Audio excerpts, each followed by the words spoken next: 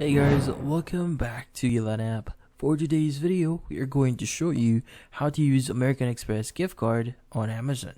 So if you're interested, let's start tutorial. So the first thing you need to do here is you need to go to Amazon.com, log in into your account, and once in here, we are now ready to start adding our American Express gift card. Now at the top right, look for your name.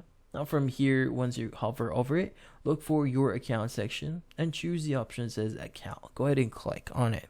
Now look for the your payments section or tile here. Let's go ahead and click on it. Now from here, click on add payment method. And from here, let's go ahead and choose the option that says credit or debit cards, which in this case, you could go ahead and click on add a credit or debit card button here. Now, in this case, just provide the card number, name on the card, expiration date, and the CVC or CVV at the back of your card. Now, once you provide all those details, just click on the option or button that says add your card.